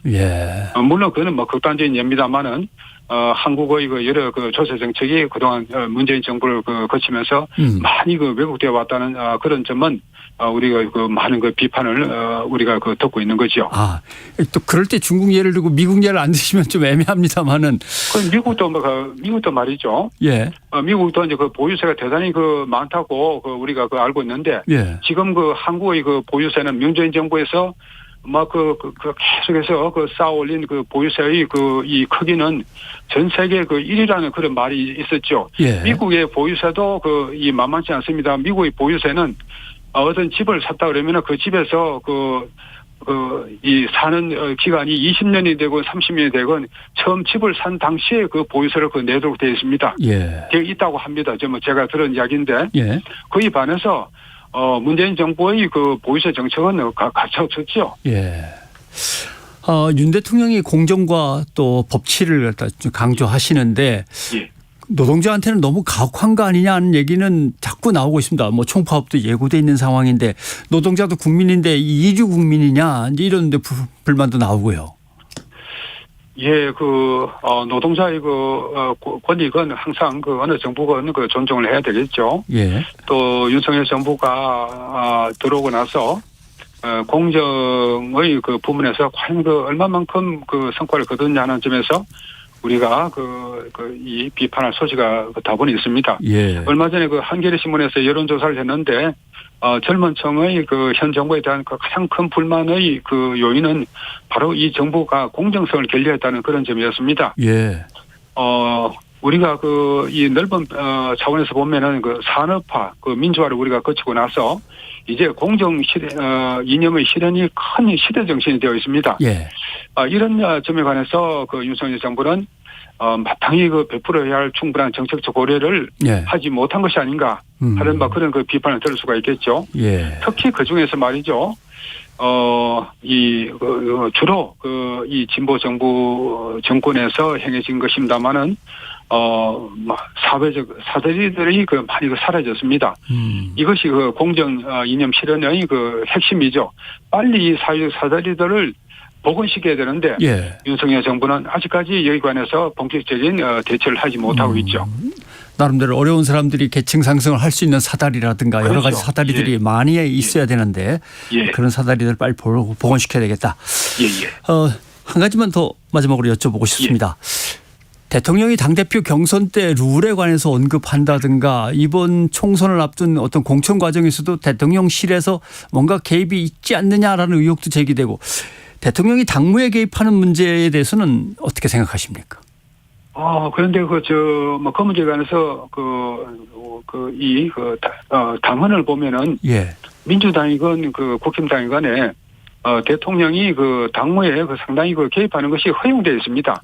예. 그리고 역대 어느 정부를 통해서도 총선 때가 되면은 여당과 대통령실이 서로 상의해서 그런 이 공천 문제를 처리하고 해왔던 것이 관례였죠. 예.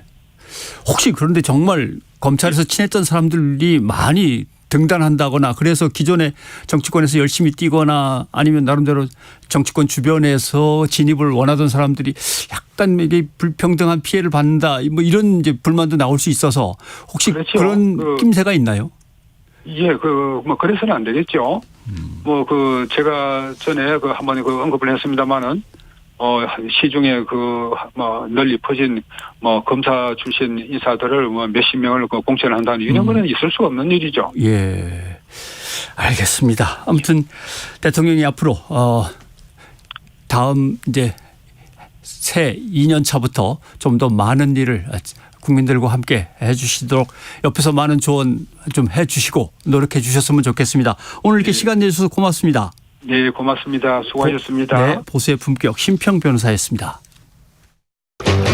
Splish splash, I was taking a bath. Long about a Saturday night. Yeah. 점심 먹고 유쾌한 시사 디저트 한 입. 최영일의 시사본부. Well, I stepped out the tub and put my feet on the floor. I wrapped 네. the towel around. 주간 사건 사고 소식을 알아보는 배상훈의 사건본부 시간입니다. 배상훈 프로파일러 나오셨습니다. 어서 오십시오. 안녕하세요. 예. 아까 이제 첫 인사에서 잠깐 미리 소개를 했습니다마는 강남에서 10대 여학생이 투신을 해서 목숨을 끊은 사건이 있었는데 그 모습이 실시간으로 SNS에 방송돼서 충격을 준 것도 있고 어린이날에도 10대 청소년 2명이 극단적인 선택을 하다가 또 미수에 그친 일도 있고 도대체 이런 사건들이 뭔지에 대해서부터 좀 설명을 드려야 될 것 같습니다. 그러니까 외양으로 설명을 드리면 5월 5일 날 예. 새벽에 4시쯤 됩니다. 모 대교 한강에 있는 대교 북단에서 극단 선택 난간에 매달려 있는 15세 17세 예. 여학생이 이제 구조가 됐습니다. 이제 왜냐하면 친구들이 신고를 해갖고 예. 문제는 근데 그거를 지켜보고 있던 남성이 하나 있었다는 겁니다. 27살짜리가. 근데 이제 본인한테 물어보니까 본인은 이제 말리러 왔다라고 하는데 이 예. 상황이 실제로는 그것이 아니라 어허. 특정한 어떤 커뮤니티 사이트에서 어떤 특정 극단 선택을 유도하거나 유도한 어떤 방식으로 그것에 데려가서 예. 그것을 생중계해서 그것으로 만들어진 동영상을 팔거나 아니 유통시키거나 이러는 뒤에 있는 배후 조직이 있다. 예. 이런 형태가 경찰이 우려하고 있고 실제로 이렇게 입건되고 있는 상태입니다. 네. 동반자살 사건이 있거나 하면은 그 동호회라고 하는 어떤 뭐 방이 있어서 거기서 만난 사이다 이런 얘기들을 가끔 들었기 때문에 근데 이번에는 우울증 갤러리라는 얘기가 나와서 이건 좀 생소합니다. 근데 생소하시겠지만은 이 나이 또래에 있는 아이들한테 상당히 알려져 있는 겁니다. 2019년도부터 사실은 경보가 울리기 시작했거든요. 예. 그래서 울갤러 이런 표현도 우울증 갤러리에 있는 어떤 사람들 이런 의미를 가지는데요. 이제 말하자면 거기서 활동하는 사람들이라는 표현도 있고요. 그런 의미도 있고 거기로 유도된 청소년들 아니면 거기로 유도하는 어떤 범죄자들. 근데 거기는 이제 우리가 말하는 자조 집단이라고 하지 않습니까? 말하자면 나도 우울증이 있는데 거기 와서 한번 얘기 좀 해볼래? 그리고 서로 간에 뭐 상담을 이런 걸로 알고 계시잖아요. 그리고 또 이런 것이 초기에는 많았는데 그중에 이제 상당수가 범죄자들 말하자면은 그런 아이들을 꼬여갖고 어떤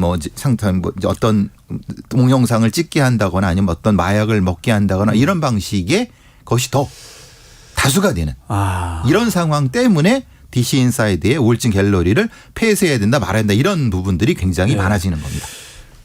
큰 흐름이 나름대로 서로 아픈 걸 이야기하고 털어놓으면서 위로받거나 아니면 뭐 방법을 찾거나 이런 쪽이 아니라 사람들이 많이 모이니까 거기 가서 뭔가 나도 이득을 한번 취해보자는 쪽으로 큰 흐름이 결정이 된다면 그들이 다수가 된다는 거죠. 아이고.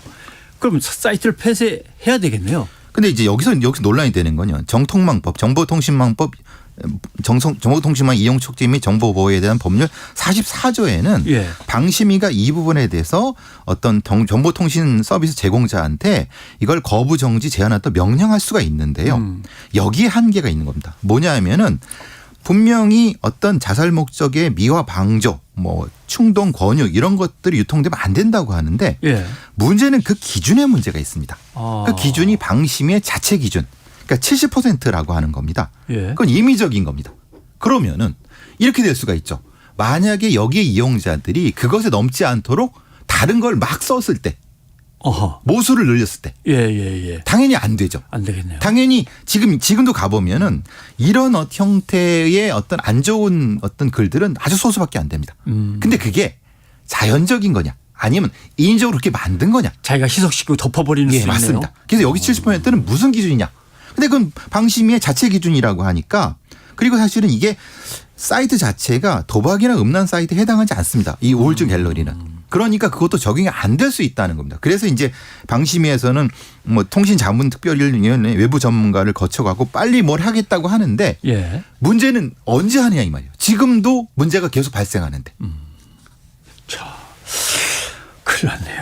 근데 저도 아까 울겔 이렇게 하시면서 아이고 이제 그런 단어를 보면은 멈춰가지고 그냥 더 들여다보고 그냥 파고 들어가 봐야겠다는 생각을 했는데 실제로 이 사건이 벌어진 다음에 다른 분들도 비슷한 생각을 하신 모양이에요.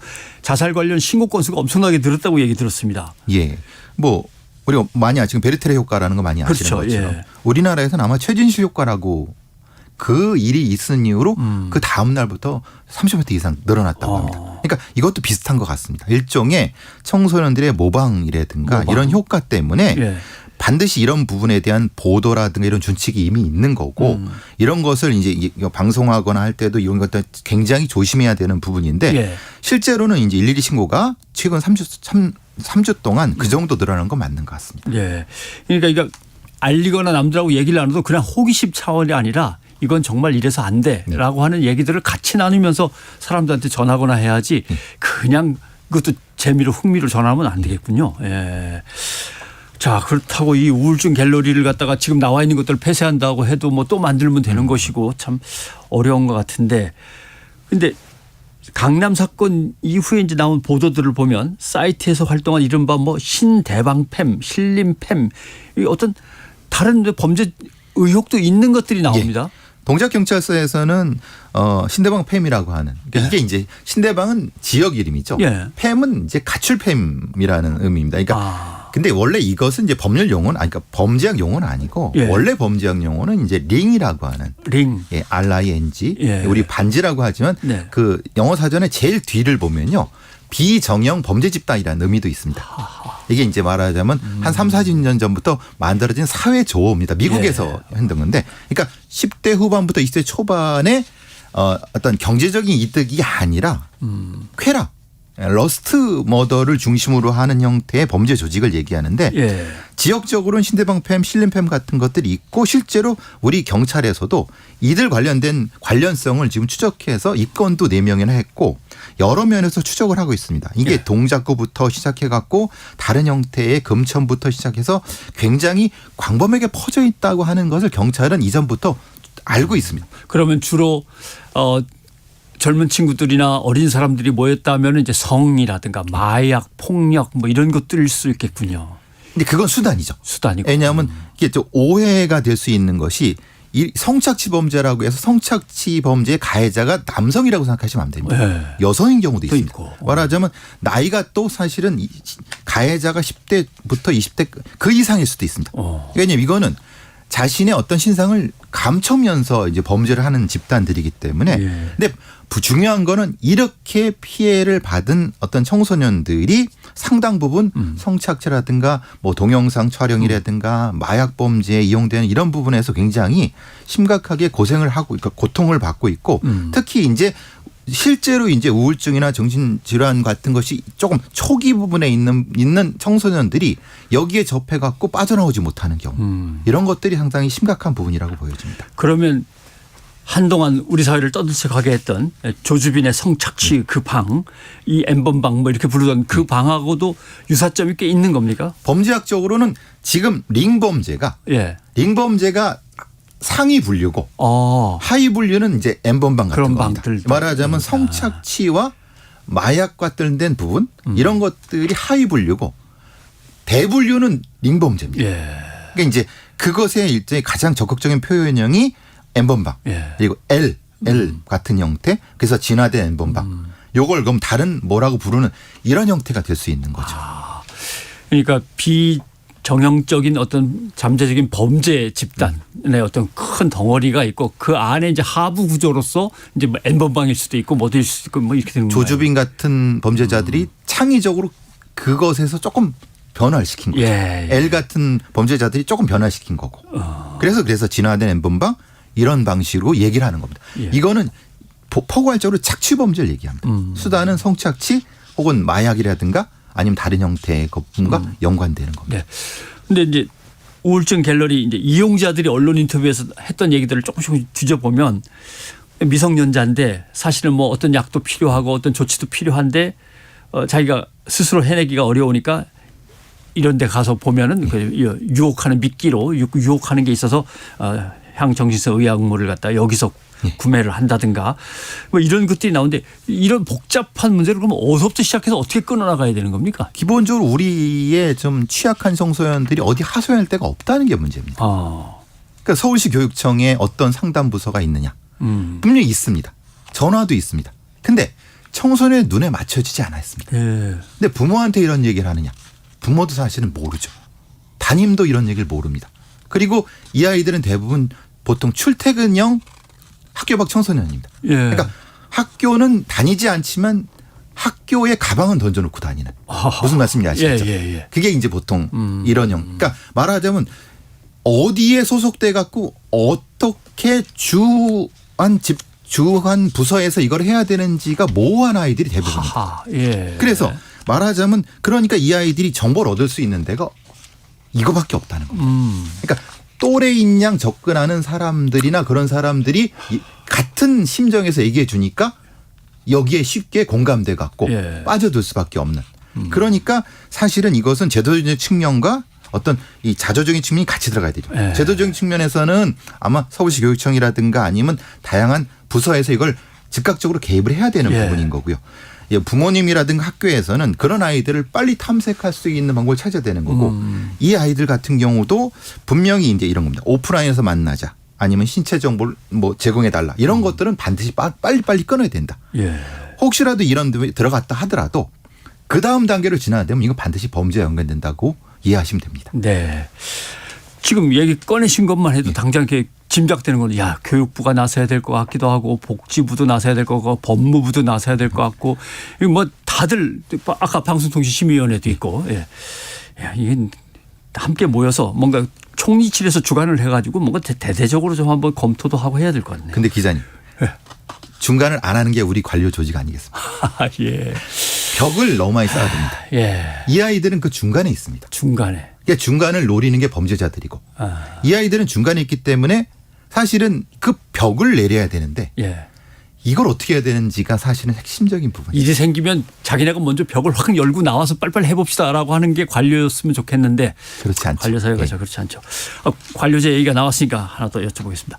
지금 사실 이태원 참사 때문에 경찰 간부들은 이미 기소돼서 뭐 처벌 단계에 들어가고 했는데 국민 안전을 책임지는 경찰을 뭔가 제대로 수준을 갖다가 높여야겠다라고 하는 것 때문에 이런저런 얘기가 많았습니다. 뭐 경찰국 신설 얘기도 나왔다가 갈등만 불러일으켰고 경찰국장에 관련해서도 뭐 논란이 계속됐고 지금 경찰 내부에서 국민 안전을 기준으로 따진다면 어떤 변화들이 진행이 되고 있습니까? 뭐 제도적인 건 아시다시피 경찰국이 신설돼 있고요. 예. 복수 직급대, 직급제 그리고 경찰대 폐지 같은 여러 가지 얘기들이 나와 있습니다만은 사실 실제로 일선 경찰관들이 체감하는 부분은 사실은 좀 많이 좀 없는 것 같습니다. 예. 특히 이제 문제가 뭐냐면 대통령의 언급이라든가 이제 장관의 언급으로 인해서 이제 소위 아시다시피 건폭 문제 예. 이런 부분이 되면서 그쪽만 특진을 시키면서 수사 인력이 한쪽으로 몰리는 형태가 되고.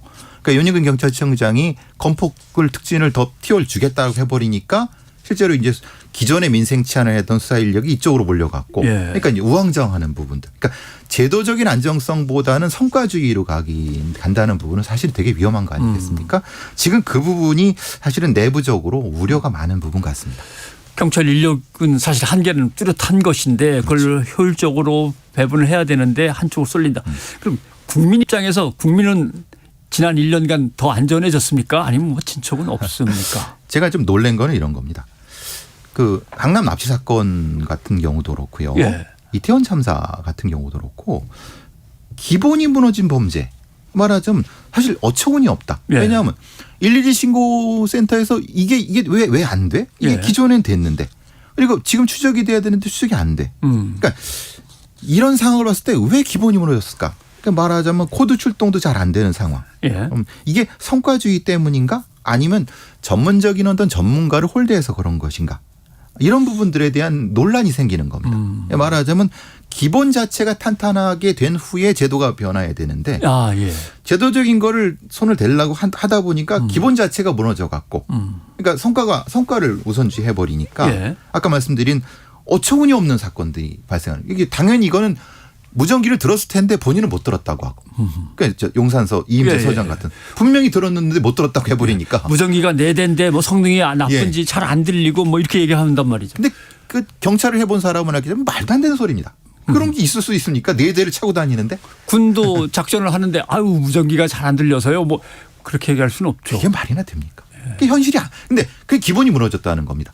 그럼 왜 무전기를 들어야 될 사람이 꼭 어디서 뭘 하고 있었냐. 이런 어처구니 없는 상황이 그랬을 때 민생 치안이 더 안전해졌을까라고 하는 부분에서 퀘스천 마크. 문제는 이제 수사관 1인당 사건이 굉장히 30% 이상 늘어났다는 겁니다. 예. 그러니까 예전에는 한 12건 했는데 지금 17건 정도. 그럼 그게 왜 그러느냐. 그럼 수사 인력은 아까 말씀 한정돼 있는데. 예. 그 문제는 그러면 지금 수사관들이 주목하고 있는 것이 있다는 겁니다. 그게 이제 말하는 위를 바라보게 되니까. 네. 그건 경찰국 문제가 될 테고. 그러니까 어떤 특진을 바라보게 되니까 기존에 했던 것들에 대한 우선도가 떨어지는 부분들. 그런 부분이 아닐까라는 생각이 듭니다. 윗분의 관심사항이라든가 중점 추진사항 뭐 이런 것들에 아무래도 뭐 집중하게 될 수밖에 없는 그렇죠. 거죠. 예. 근데 이제 가끔 그래도 국민은 일단 일이 생기거나 위험하면 믿을 거는 경찰밖에 없고 그렇죠. 112를 누르고 하는데 어떨 때 이제 가끔 이제 음성이 자료로 들어와서 언론에 보도되는 걸 들어보면 112 접수하면서 참 너무도 침착하다. 어떻게 이쪽에서는 지금 죽을 지경인데 저렇게 침착하고 막 답답할 때가 있는데 전남경찰청은 이걸 뭐 새로 좀 개선한다는 얘기도 들렸습니다. 예. 기존 코드는 0부터 4까지 있습니다. 그러니까 말하자면 5가지 체계인데 이제 코드 0라고 하는 건 즉각 출동입니다. 바로 출동. 강력범이 막 범죄를 저지르고 막 지금 사고가 났는데. 근데 이거는 무슨 의미냐면은 이건 공급자 중심입니다. 예. 그러니까 경찰의 시각 중심입니다. 근데 그렇게 되면 무슨 문제가 되느냐. 경찰의 수사 인력의 머리를 생각하고 코드를 지금 머릿속으로 이제 정렬하는 겁니다. 네. 그러니까 어떤 신고가 들어와도 거기에 맞춰서 하는 거죠. 그런데 이 전남경찰서는 역발상을 한 겁니다. 예. 말하자면 수요자 중심으로 수요자가 뭘 원하는가 거기에 따라서 지령이나 이런 걸 하려고 하는 방식으로 바꾼다. 사실은 이건 바람직한 부분인 겁니다. 예. 왜냐하면 인적 피해, 공공안전 같은 형태, 그러니까 수요자 중심의 더 위기감, 그러니까 수요자의 위기감 중심으로 코드가 재배열되는 게 맞습니다. 공급자 중심으로 하면 안 되죠. 일단 딱 얘기를 듣고 보니까 이건 분류하면 어느 쪽인 것 같고 그쪽에서도 다급한 목소리를 이렇게 딱 감잡아 보니까 뭐 몇 등급 뭐 이렇게 네. 쉽게 공급자 위주로 생각하는데 그게 아니고 무엇이 필요하십니까? 지금 당장 어떤 상황이십니까?부터 해서 거기서부터 출발하는 등급 코드다. 예. 그러니까 이거는 굉장히 전향적인 건데 제 걱정되는 건 그런 겁니다. 이게 전남인데 서울에 될 수 있을까라는 겁니다. 서울에 돼야지 되는 거죠. 예. 왜냐 서울의 대도시 부분에 메트로폴리탄 폴리스가 돼야지 경찰 시스템이 되는 건데 전남은 조금 이제 인구도 적고 출동 인원도 적기 때문에 충분히 가능할 겁니다. 그러니까 여기에 대한 균형 이 부분이 사실은 이것이 안착되느냐 안 안착되느냐의 문제일 겁니다. 네. 그럼 전남 경찰청은 아마 주민들한테 물어본 모양이군요. 어느 게 제일 급합니까? 어느 때 바로 경찰이 와줬으면 좋겠습니까? 뭐 이렇게 해서. 아무래도 자치경찰제의 장점이겠죠. 그렇게 해가지고 등급 코드를 새로이 조정해서 매긴다. 알겠습니다.